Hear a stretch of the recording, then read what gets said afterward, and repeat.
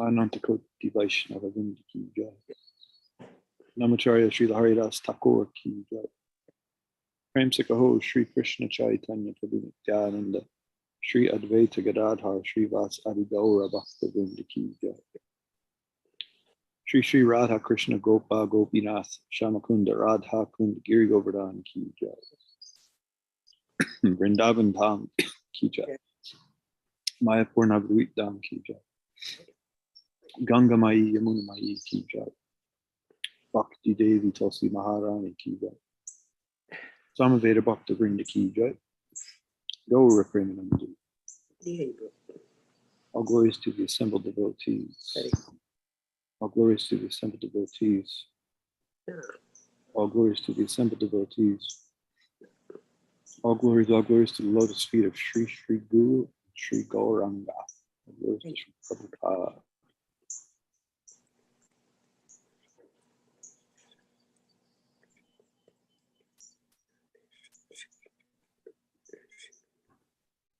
Hare Krishna, dear devotees, welcome to our continued study of Srimad Bhagavatam.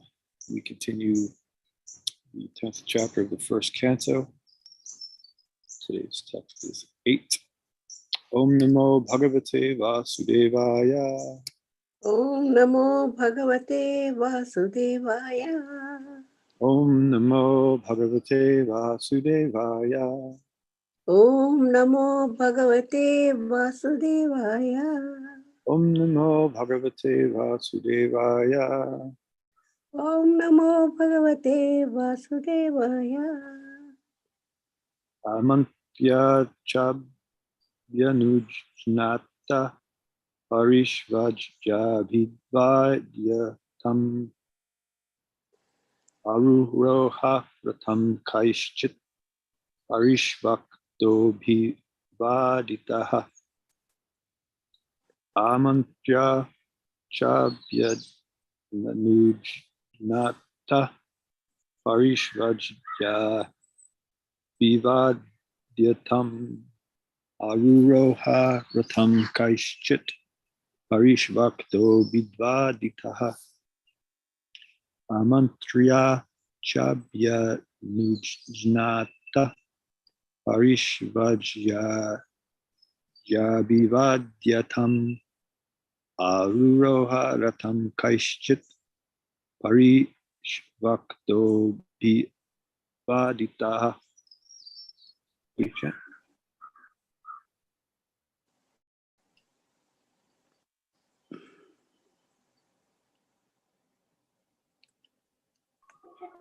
Hare Krishna.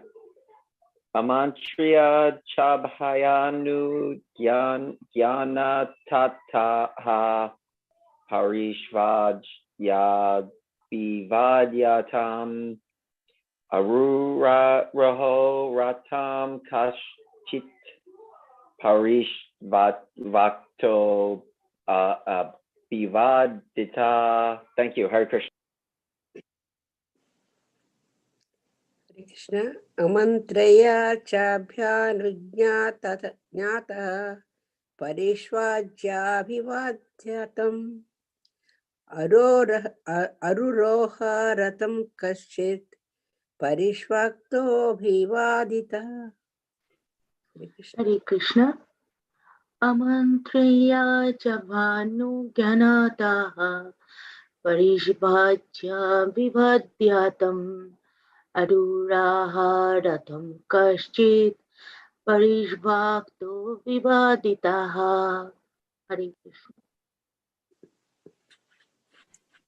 Hare Krishna.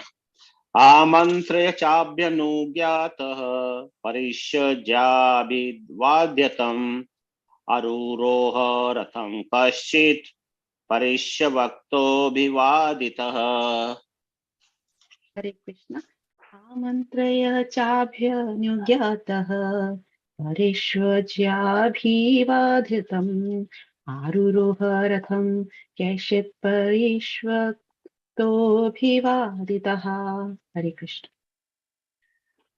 Amantriya Chabhyanujnata Parishvajabhivadyatam Aruroha Ratham Kaischit परिष्वक्तो अभिवादिता हरे कृष्ण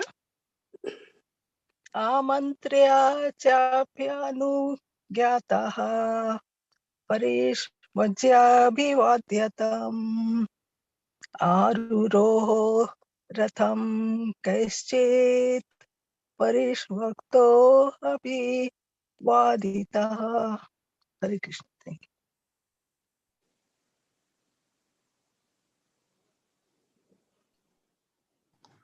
हरे कृष्ण आमन्त्रया चाभ्यनुज्ञातः परिस्वज्य अभिवाद्यतम आरुरोह रथं कैश्चित् परिस्वक्तो अभिवादितः हरे Krishna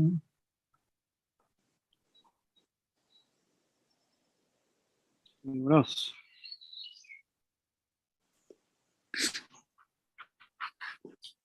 Okay. Amantriya, taking permission.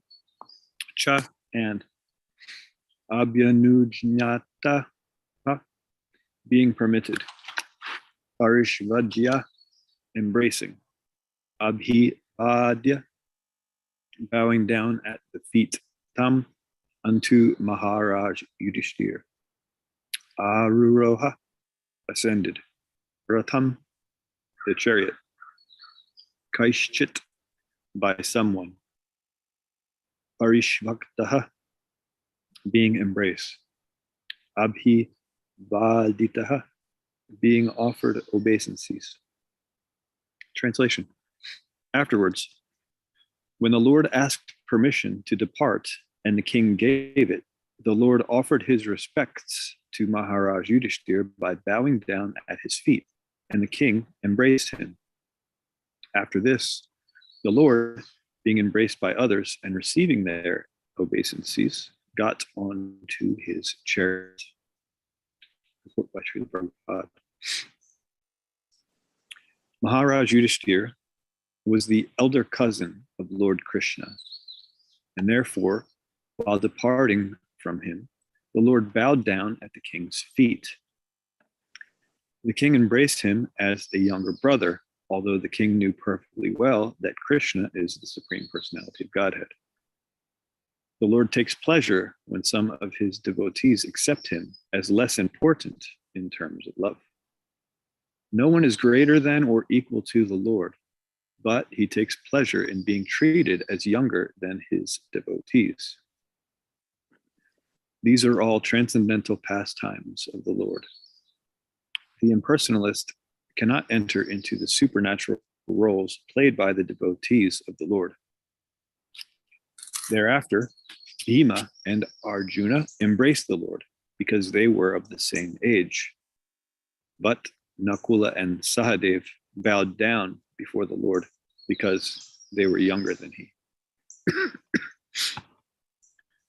Nama Om Vishnu Padaya Krishna Prastaya Vipule Srimate Bhaktivedanta Swaminate Namane Namaste Saraswate Devi Gauravani Pacharni Nirvishesha Shunya Varipaschati Deshatari Om Ajnana Timiranda Syajnana Nijnana Shalakaya Chakshur Umilitam Jena Tasmai Shri Guruve Namaha Vanchakalpatarubhyascha Kripa Sindhuvya Eva Chapatitaram Pavanebhyo Vaishnavebhyo Namo Namaha. All right, Krishna. So, the verse again. Afterwards, when the Lord asked permission to depart and the king gave it, the Lord offered his respects to Maharaj Yudhishthir by bowing down at his feet, and the king embraced him. After this, the Lord, being embraced by others and receiving their obeisances, got onto his chariot. So today we're going to talk about etiquette. It's an important thing for us to understand, important enough that Krishna himself follows etiquette to show us an example. So here, just, as this purport points out, there has to be some sort of social structure for society to work the way it's meant to. And so when we're meeting with or leaving a great personality, someone we respect or look up to, someone that's superior to us, someone we look up to, we treat them with great respect. And there's a reason for this. You know, not only do our elders and superiors deserve that respect, but it also it helps us maintain a healthy relationship with them. They have things that they know that they can offer to us, and we can benefit from that. So if we treat them in the proper way with respect, then we can more easily take advantage of that knowledge and understanding that they have to offer. Now, in the case of Bhima and Arjuna, it says that they just embrace Krishna because they're around the same age. So they're what you would consider equals in the social status. And so among peers, this behavior is fine to, you know, pretty much everyone's equal in that realm. And so they can associate sort of loosely. Sometimes it's a little, there's a little bit more respect depending, and then sometimes there's a little less, but it's like that. It's, you know, as equals. And then if there's someone who looks up to us, then it is our duty to treat them with mercy and compassion, and they should also be giving the unadulterated benefit that we have received from our superiors, right? And it works the same way. Like I was saying, if we want to receive this valuable knowledge from those who are in a superior role to us, then we should treat them with respect. So in a similar way, those who are coming to us for advice or instruction, we should treat them with mercy and compassion, like that. And that's how our tradition is maintained. You know, we all know about the disciplic succession, the parampara, and how each acharya, they took exactly what was spoken by the previous acharya, and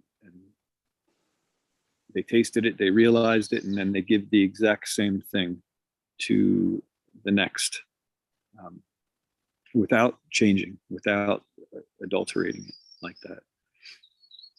And so this is how the transfer of knowledge works properly without becoming skewed, right? So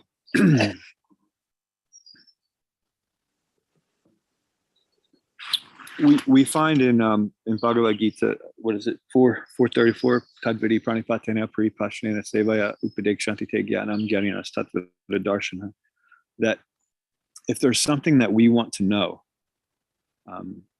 then it's in our best interest to inquire from someone who does know it, right? If there's something we want to attain, we should go to someone who's already attained it, right? Yeah. Because they've seen the truth, they understand it, they have what we're looking for. So obviously it's within our best interest to go approach them. And we don't just approach them in a demanding way. We don't step up on their door and say, okay, look, this is what I want, and I know you got it, so give it to me. You know, it's my right, it's my privilege, you know, just hand it over. No, the verse says that we inquire submissively, right? And we render service. So submission and servitude, oftentimes in today's concept, we see these things as negative. Servitude sounds like slavery. Submissiveness also sounds like slavery. It sounds like we're giving up, and we're giving power unnecessarily to someone else. That's what it sounds like to us when we hear these words. But that's not really the case. This is due to our conditioning. We think that submission and servitude are bad all the time.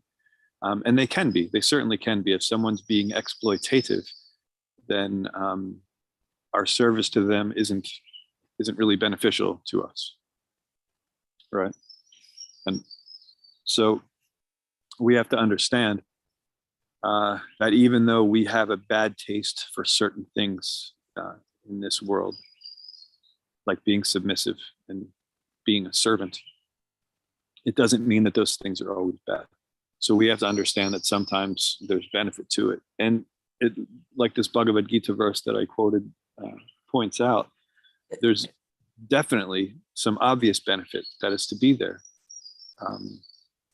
You know, like I said, if we want something, we want to know something, and we see that someone knows it, then the polite thing to do is offer them respect and offer them some service and ask them to please, you know, share that knowledge with you.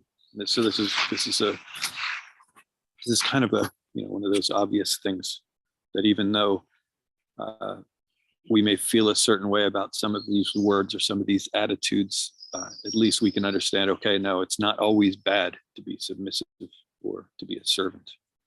So in our culture, the leaders, the acharyas, they teach by example. Whatever has been given to them, they want to give to others. And so nothing has been adulterated or changed. And that way everything gets passed down in a very pure way, right? And this doesn't happen if we don't have this social structure.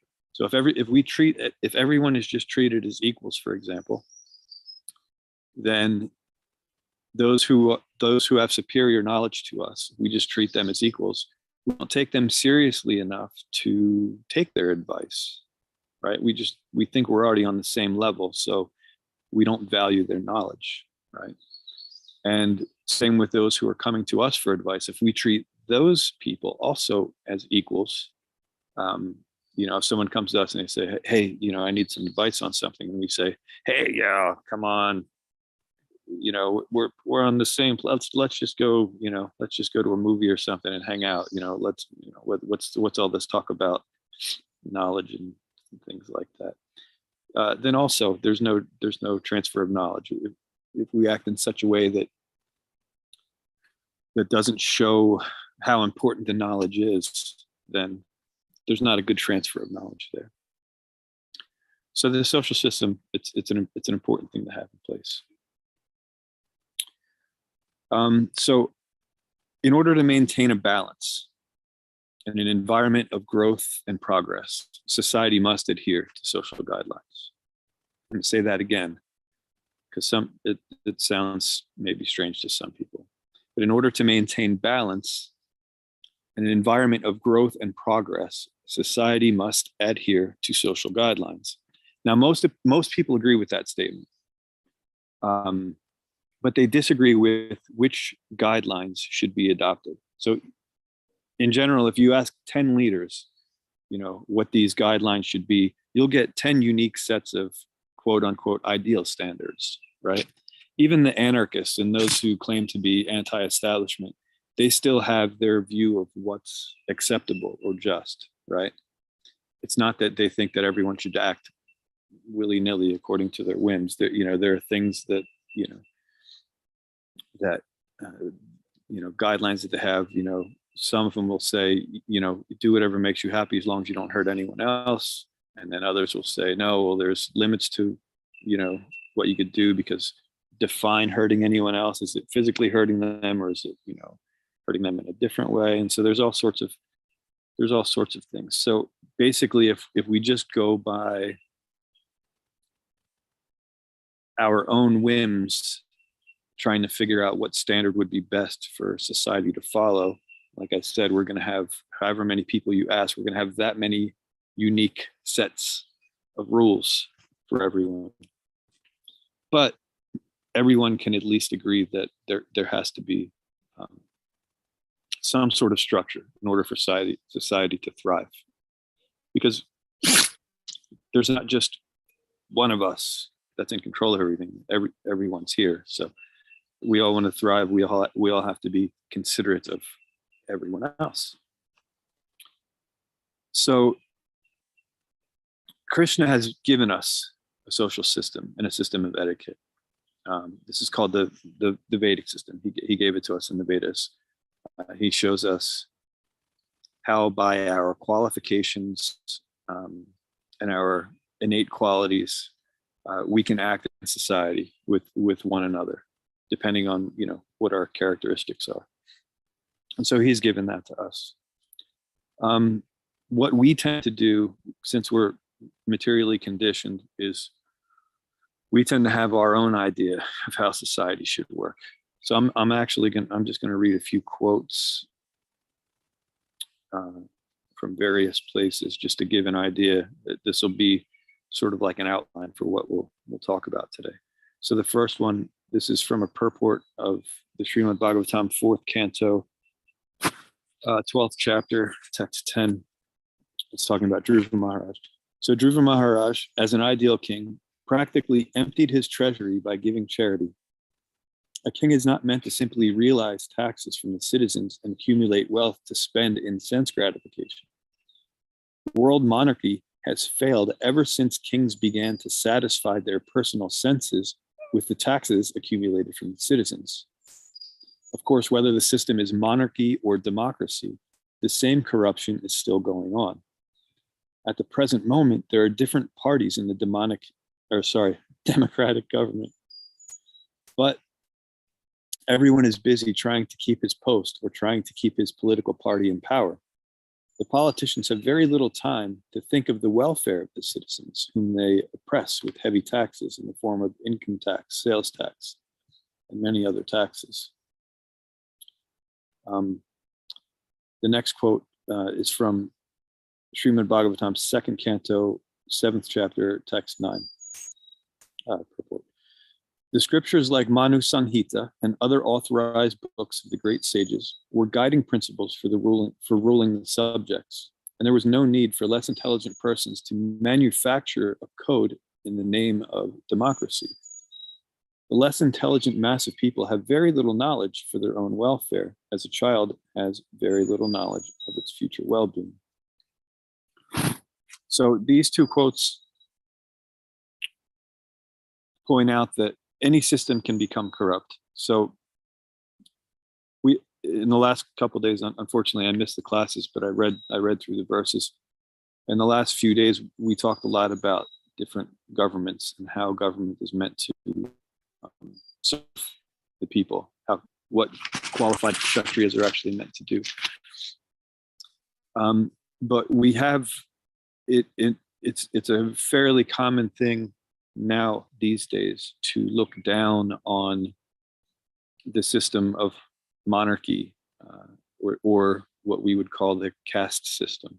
Also, we tend to think that these were old systems that are antiquated. They have nothing to do with us anymore. They were exploitative. They were unfair. They were unjust, like that. And it's true.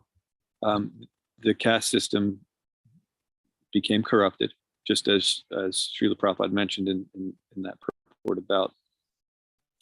about the kings. As soon as they start, instead of collecting taxes and then using that to protect the citizens, as kshatriyas are meant to do, it's in their name. Kshatriya means to liberate others from harm. So instead of doing that, they decided to engage in sense gratification instead. So instead of their nature to be protecting the people, their nature is to exploit the people, exploit their resources for their own personal sense gratification. So that's where the system of monarchy broke down, and it no longer became effective. And as Srila Prabhupada points out, whatever system you use, whether it's democracy or if you come up with another system, whatever happens to be in fashion at this particular moment, whatever the case may be, there's still going to be corruption if it's not properly utilized, if the proper leader's not there and the proper focus isn't there. The same thing happened with Varnashram Dharma. Many aspiring devotees, they don't even want to talk about Varnashram Dharma. They call it the V word. They think that it is exactly what the caste system turned out to be. They think it's corrupt. They don't think that it's applicable in society. And so they accept whatever else the world is currently accepting as a form of social justice and social etiquette standards like that. And this is unfortunate because, again, just like how monarchy broke down, Varnashram Dharma also broke down when people stopped categorizing these systems by qualities and activities and started defining these different sections by birthright, right?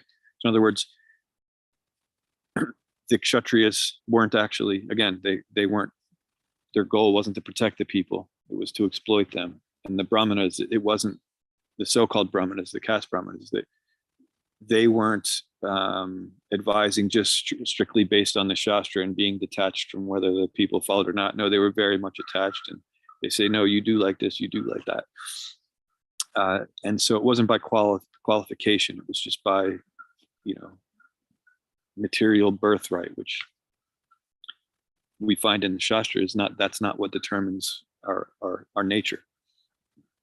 And so since that system became corrupt, we in modern society, we've dismissed it, and we say that didn't work, it can't work, right? And that's unfortunate that we said that, because if we really think about it, what system is currently working? None of them. Some of them are like a band-aid. We see that there's a problem and we address it, but then it causes another problem, or it doesn't fix the problem all the way. And that's because we haven't identified the root of the problem. And that's what the Vedic system does. The Vedic system always addresses the root of the problem. And so if we follow that system of etiquette and of social interaction, then we will find that we will have the best benefit. And it's no surprise. It's, Krishna designed it. This is Krishna's system of social interaction, how people are meant to engage. And so it's, it's no surprise that it would work. And it's also no surprise that no other system would work as well.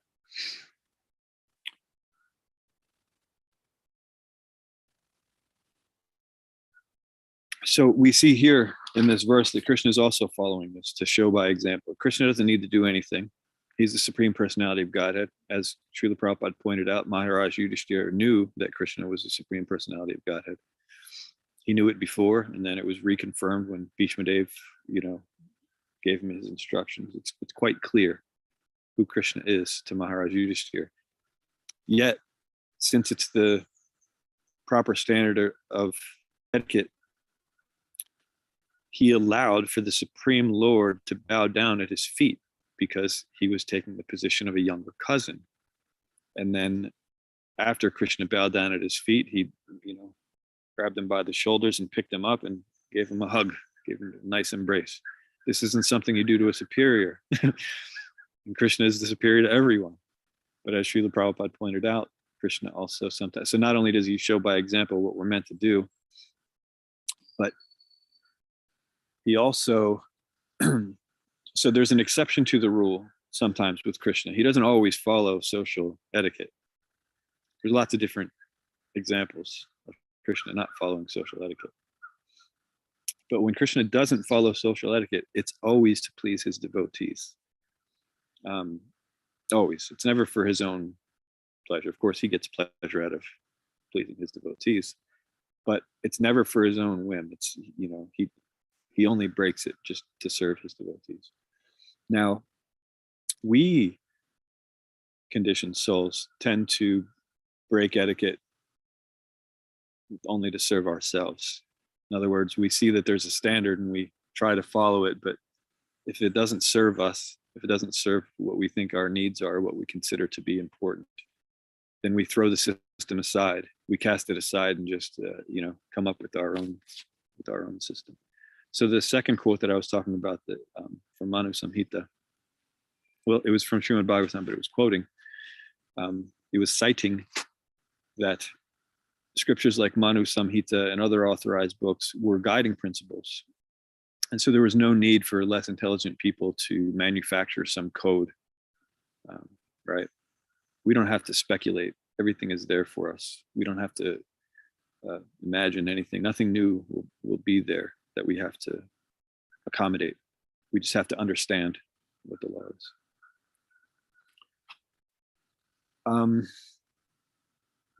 One thing about tradition, because lately I've heard a lot of words being thrown around like antiquated, referring to our system of culture, outdated, things like that, words like that. But the thing of it is our culture, it's Sanatana Dharma, it's eternal. And so it's always applicable in any situation. We tend to think that since we are here in Kali Yuga, everything is different than when the Shastras were presented. And so that it's not really applicable to this time and place. And that can't be further from the truth. It's more applicable now than ever. And that's not just something that I'm saying. This is practical knowledge that we can observe. Actually, when I was young, I was in elementary school, or I guess it was mid 80s. There was this movie called Back to the Future, and so I watched this movie, and there were sequels to it. And anyway, in the second movie, and I didn't realize this the first time I watched it because I was a kid and this wasn't on my radar. But in the second movie, there's actually a Harinam party, devotees in the background. And what's unique about this is in this particular movie, or the series of movies actually, it's about this fellow who has this time machine that his friend made. And so he's able to travel into the past and then also into the future. So in the first movie, he travels into the past, and you see this. So first you see in the present day, which was in the 80s, I think it was 1985, you see this particular town, so it has, it's got its city hall and it's got the town square where people hang out and like that. There's a movie theater and there's, a restaurant, things like that. And so you saw it in the 80s. And then when he goes into the past, you see that same town in the 50s, right? And so it looks different. There's, the city hall looks pretty much the same because it was built properly. But, so instead of kids riding around on skateboards like they were in the 80s, back in the 50s, the kids would take the bottom of roller skates off, so they'd have the wheels and they'd nail it to a 2x4, and then they'd put a apple crate on the front of it, and then they'd have a handlebar on top of that. So they'd have this little scooter, and so they'd be scooting around on that. So it was the same things were happening, but just in a different way. So instead of having more advanced things in the past, they had things that were a little less advanced, right?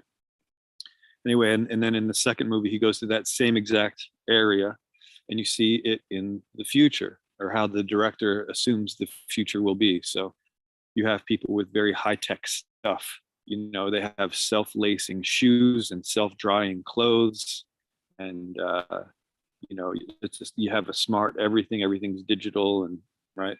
And so this fellow's walking through this park, and now people are on these hoverboards. It's like skateboards without wheels. They just float, right? And there were also flying cars driving around or flying around, right?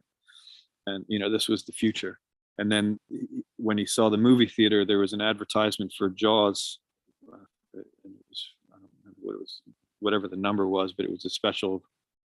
So we had 3D in the 80s. Back before the 80s, they couldn't see movies in 3D with those goofy looking glasses.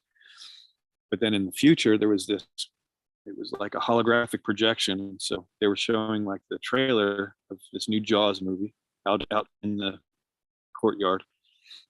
And this digital shark comes down, and it bites as if it was going to bite this fellow's head off. He gets startled by it because he never saw that technology before. You see these just holographic movies. And as that's happening, all these futuristic things are going on. The cars are floating by, the kids are hovering on their hoverboards, and everybody's got these, self-lacing shoes and self-drying clothing. And as he's looking at this new technology, movies, this Harinam party walks by and they look exactly the same as they did in any other year. From the 50s, 60s, 70s, they're still wearing just plain simple dhotis. They still have the same hairstyle. Their instruments aren't now digitally remastered or amplified, anything like that. They stuck to tradition. And so obviously this is just a movie, it's a fictional thing. But what I liked about that movie is that the devotees remained the same because they have everything they need. There's no need for them to change anything in the name of progress because we have everything. And so our culture also has everything. Now, what we've observed recently is that oftentimes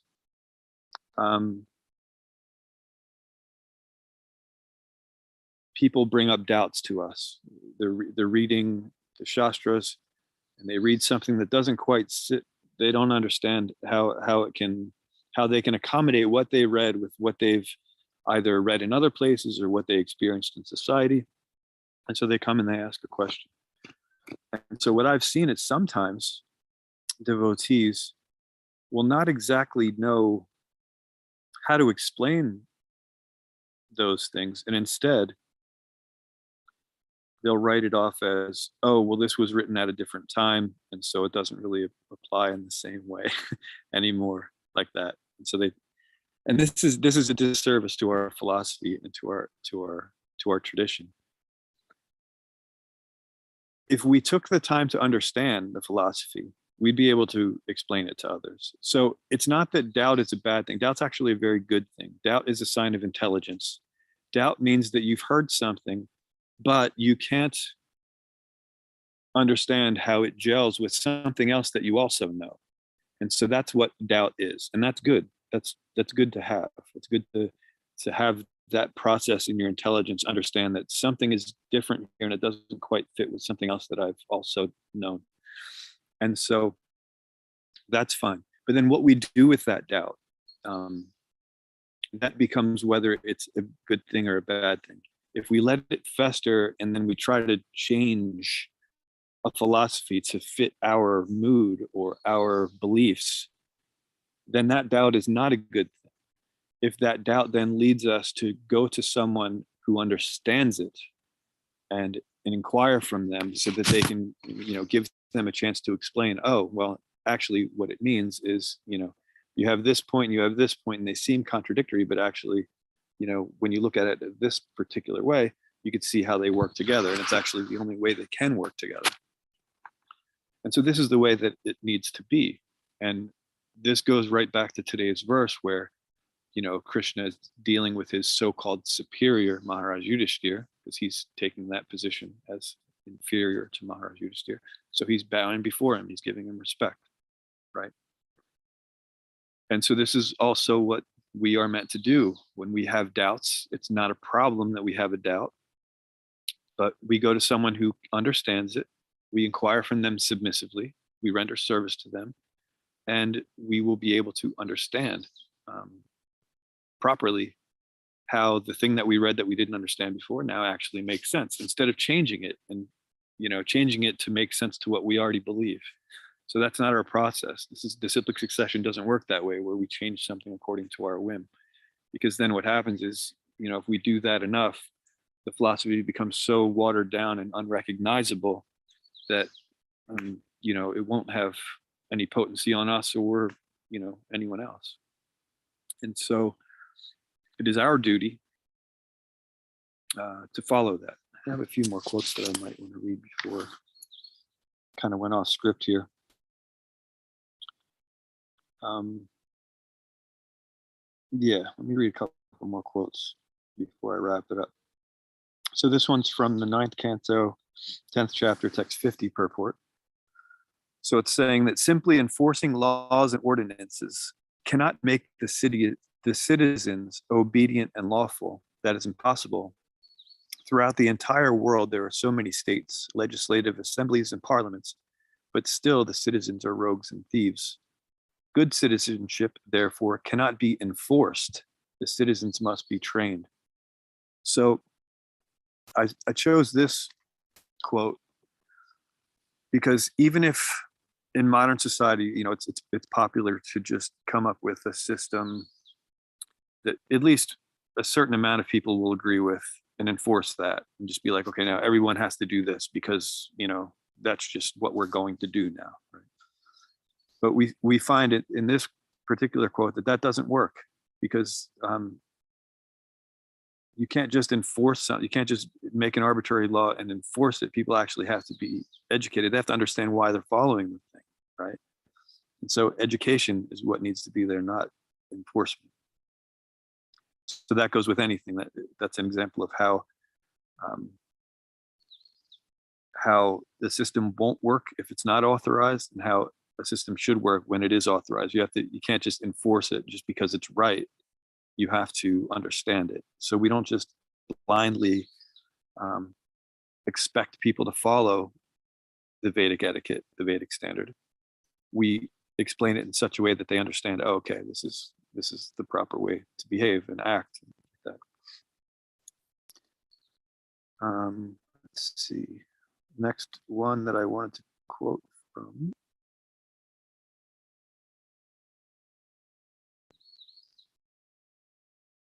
Okay, this one's from the second canto, 7th chapter, text 22 purport. The Kshatriyas are ruling administrators of any part of the universe, either in this planet or on other planets, are factually the representatives of the almighty personality of Godhead, and they are meant to lead the subjects toward the path of God realization. Every state and its administrators, regardless of the nature of the administration, monarchy or democracy, oligarchy or dictatorship or autocracy, have the prime responsibility to lead the citizens toward God realization. This is essential for all human beings, and it is the duty of the Father, spiritual master, and ultimately the state to take up the responsibility of leading citizens toward this end. The whole creation of material existence is made for this purpose, just to give a chance to the fallen souls who rebelled against the will of the Supreme Father and thus became conditioned by material nature. So this particular quote, it talks about, And second canto. second canto, 7th chapter, text 22 purport, unless I typed that wrong. I think that should be right. So this particular quote, it talks about a lot of things. So first off, the principle of what leadership should be. So Srila Prabhupada points out here that it doesn't matter what the nature of the administration is. It could be a monarchy, it could be a democracy, oligarchy, dictatorship, autocracy, it doesn't matter. Whatever we're currently following, it can't be successful unless it's centered around God realization. Because otherwise we're just here in the material world, and you can't fix a material problem with a material solution. You have to fix it with a spiritual solution. And so Srila Prabhupada would often say, whether it's communism or whatever the case may be, it has to be centered around God. It doesn't matter if it's democracy or oligarchy or anything like that. So that's one of the things that this points out. And that's the main thing. So, we talk about details and principles. So the principles are whatever form of governance you want, or you happen to be following, that principle has to be there, right? Let's see. Okay, so that'll be the last quote I read because I want to wrap this up. So as I mentioned, Krishna, he follows this Vedic etiquette to show us. First of all, he's given it to us in the Vedas, and then he follows it to show us how it works.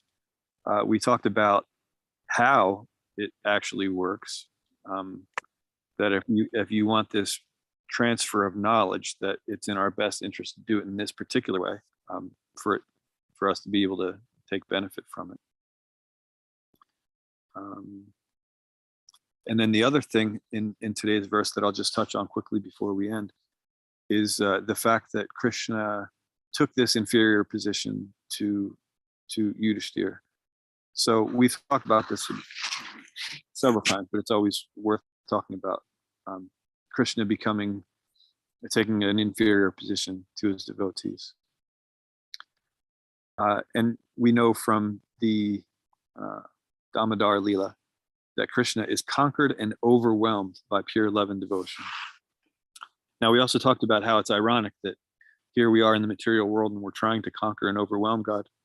We're trying to tell him what he should be doing when we pray to him, even though we're acknowledging his existence and we know he's all powerful. We're pretty much telling him what to do sometimes when we pray, right? We're saying, well, hey, Krishna, I don't know if you know about this, but there's, this war going on, and then there's, all these natural disasters happening around us, and, my cousin is sick, and, can you do something about these things?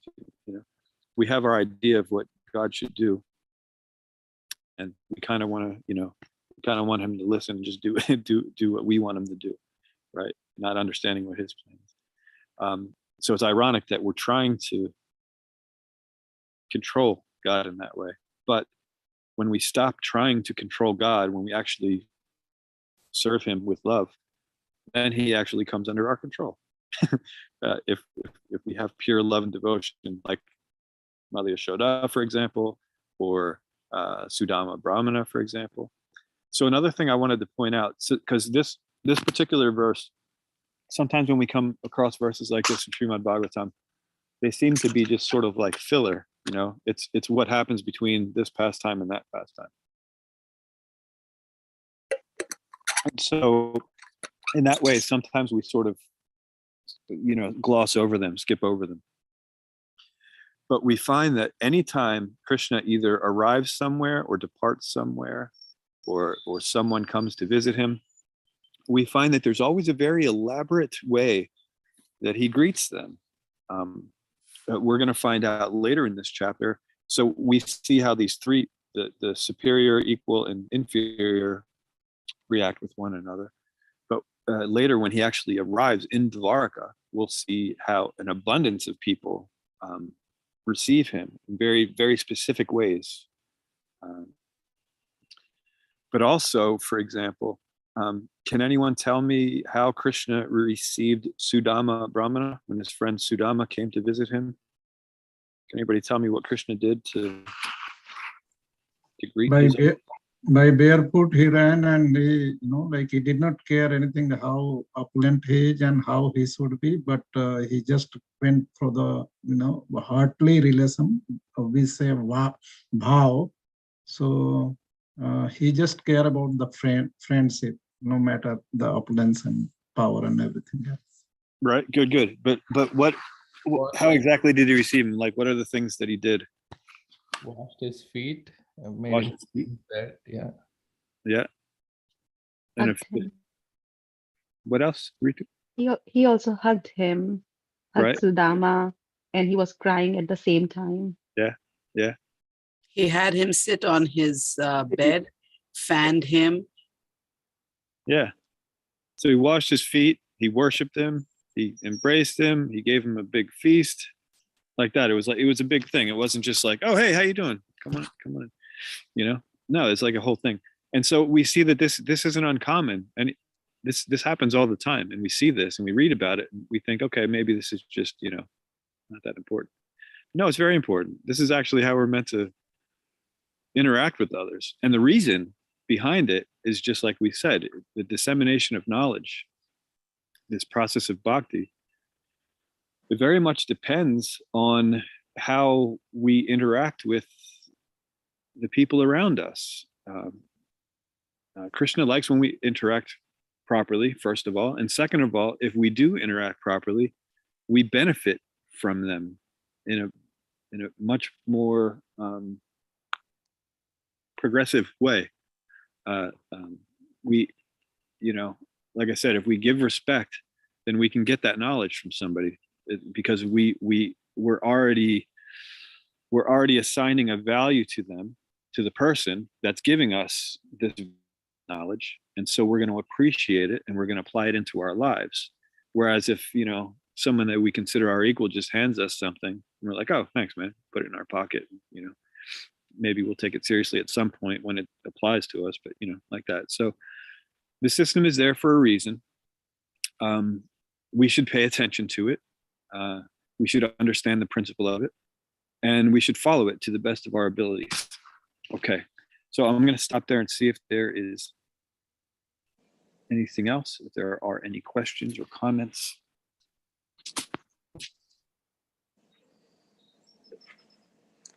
So nowadays it is lack of these things, all these things, Prabhu.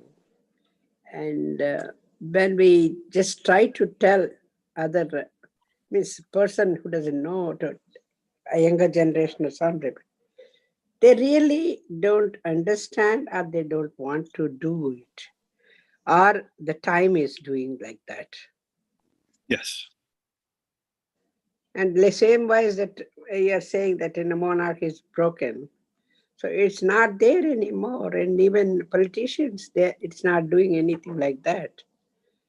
All these things, it's not like Krishna's time.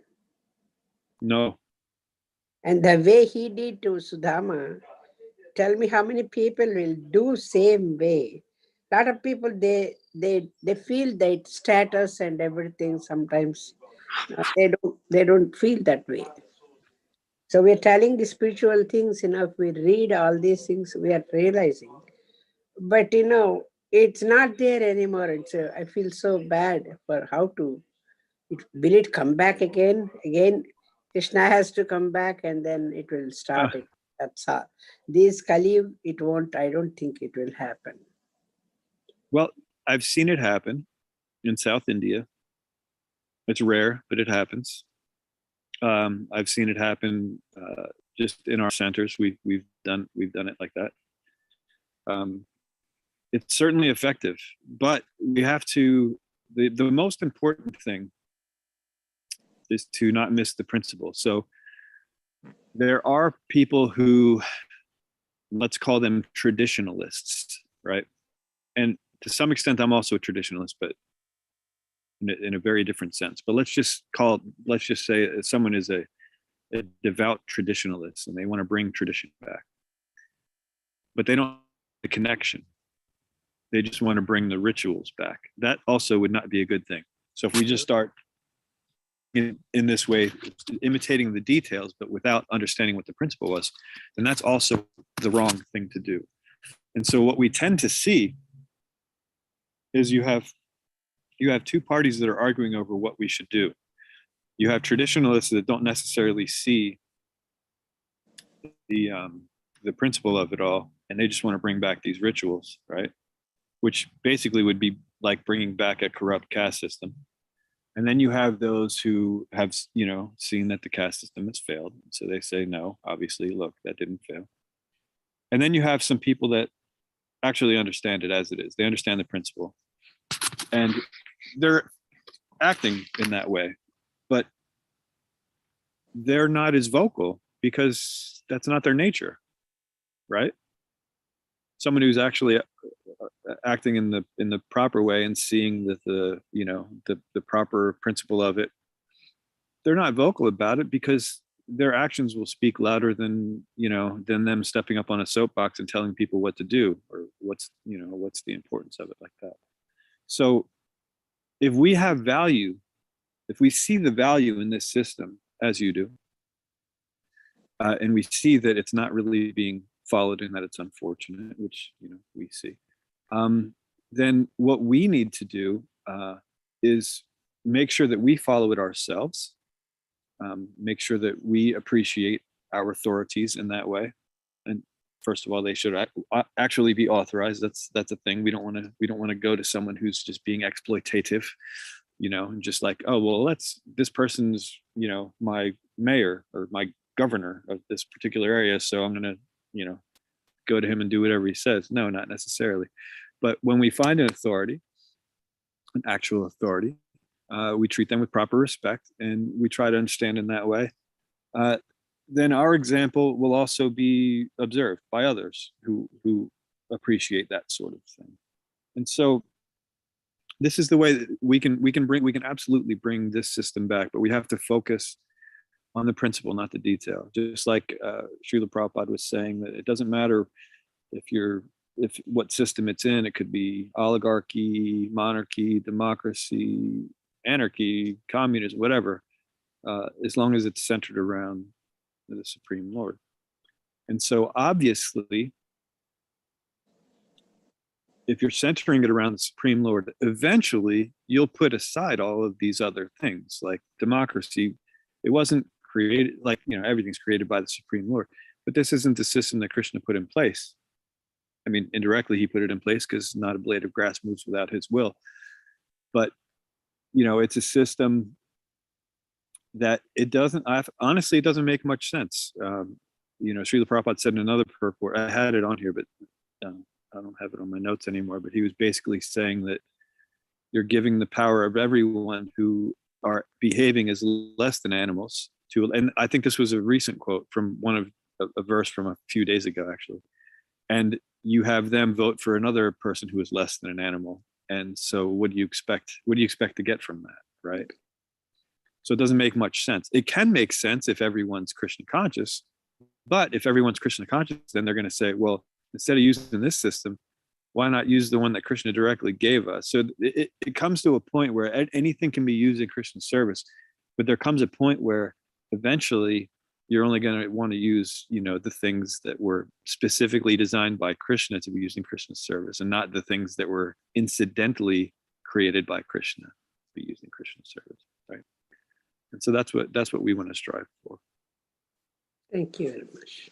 Sure. Thank you. Anything else?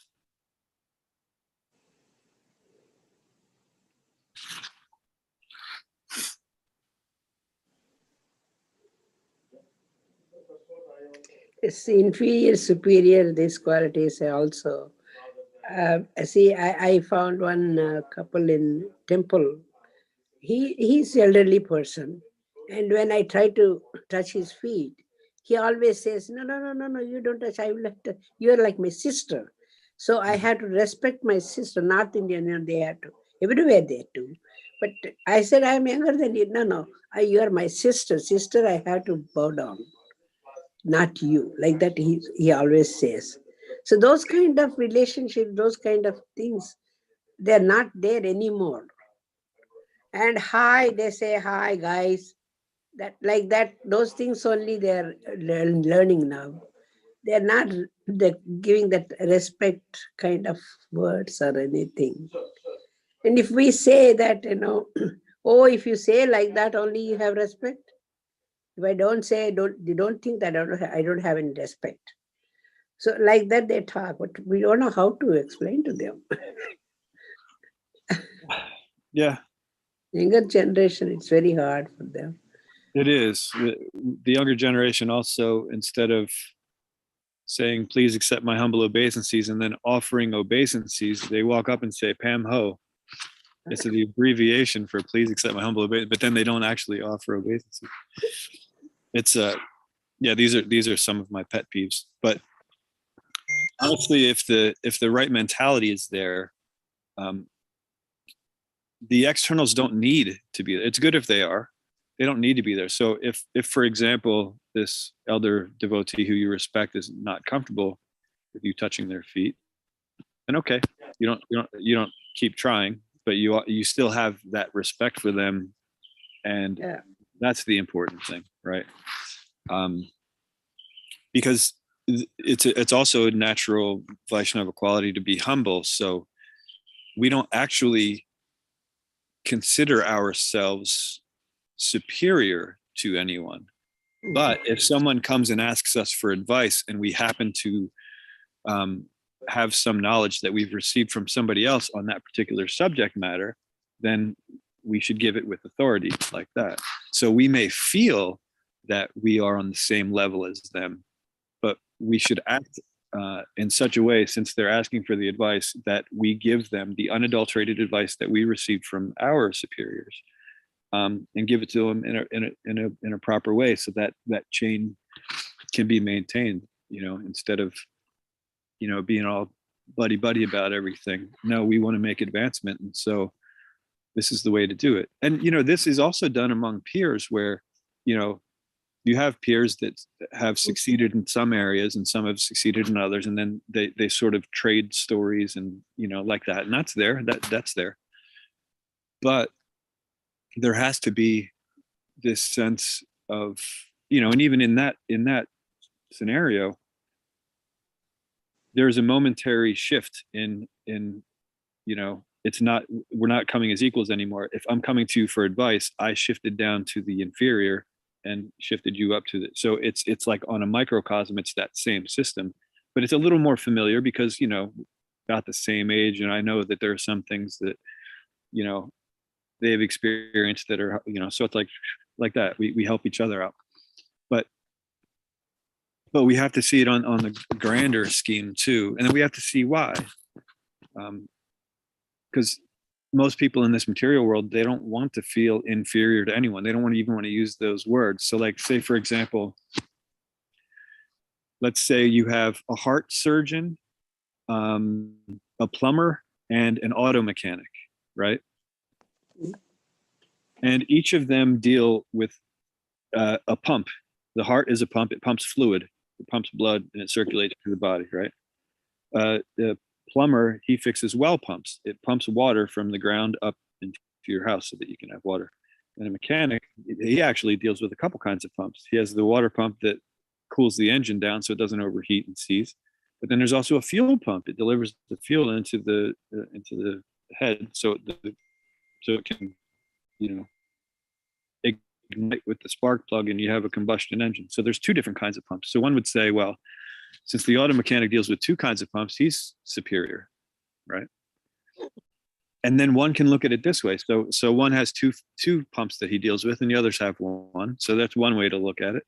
Another way to look at it is, well, the doctor, he has to go through more training, and the heart is obviously, if you mess up on that, a person dies instead of, you get another mechanic to look at it. So it's like, okay, so in that sense, okay, the doctor would be superior, right? But then there's another way to look at it too. Let's say the water goes out in your house. Are you going to call the doctor because he's superior? No, you want to get the guy that knows how to deal with that particular type of pump, because they're not, all those pumps, you can't interchange them. Sometimes you can temporarily, like a dialysis machine, for example. It's a pump that runs off of an electric current, just like a house water pump would. But it can't all the time. It can pump blood and clean it, but it can't replace the heart. Right? Like the connections are different. So and then that third sense, we see that, okay, well, it's not that it's superior or inferior, it's whichever one I currently need, superior, that's what I need. So we get caught up on this superior, inferior thing, or subordinate and like that. But if we really just understood everything as it is, we wouldn't get caught up on it. If someone has something that we need, we want, then we approach them and as if they're in a superior position, because they have something that we want, whether it's the doctor, the plumber, or the auto mechanic. They have something that we need, then we approach them and we do it in a respectable way, because we want that to be, that issue to be resolved, right? And if someone comes up to us in the same way, we happen to have a certain expertise, then we should deal with it in that particular way. And so in one sense, it's obvious, but in another sense, it's difficult for us because we've become so conditioned by words. We call them emotionally toned words that we hear or even just read without even hearing what tone of voice someone's saying it in. And we just have a negative reaction to it for whatever reason. And surrender and servitude just happen to be, and submissive, those happen to be words that in today's society we don't like. But that's the thing. It's the jiva. We are subordinate. We're not superior. There's the Supreme Lord, the Supreme Father, and I especially like that one purport. Let me see if I can get back to it in the notes. I think it was the 277 one, maybe, or 2722. Yeah. The whole creation of material existence is made for this purpose, just to give a chance to the fallen souls who rebelled against the will of the Supreme Father and thus became conditioned by material nature. So yeah, this whole material world was made because we rebelled against that, against his superior position, right? And so it's no surprise that we're still rebelling against that.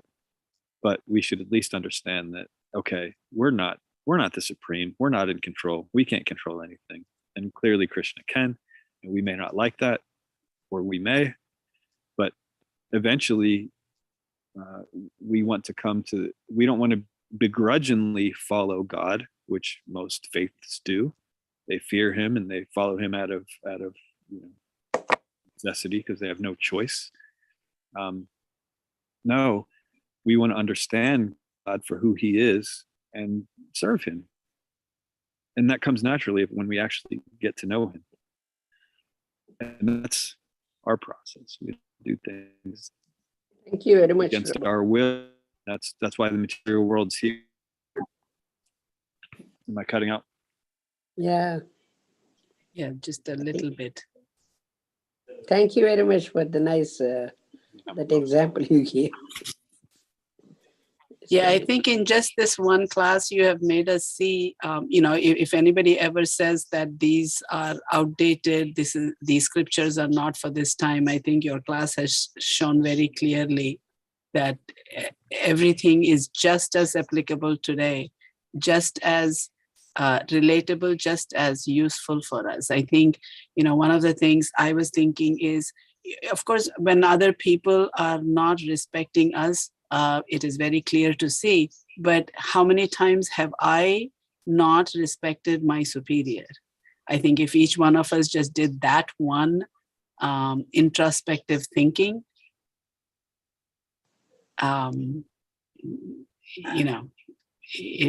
this class would have done what it is meant to do. Good. I would like to thank Carucandra Prabhu for reminding us also of right balance. That's one of the things I heard in his sharing today. Right balance, effectiveness, order, focus. And it's not just about someone having a consideration of being in authority. It's acting in that way that's authoritative, but reflects Krishna consciousness and bhakti. Yes. Good observation. Thank you. Thank you very much, Prabhu. Very nice class you gave. A lot of things you told us today. All right, if nobody has any other questions, we can, no more hands are up. Okay. Vancha Prabhupada ki jai. kalpatarubhyasya kripa sindhobhya vacha. Devicha, Titanam Pavanavya Vaishnavya Namo Namaha. Namo Namah. Hare Krishna. Jai. Thank you very much, Prabhuji. Thank you, Chair Chandra Prabhu. Hare Krishna. Hare Krishna. Hare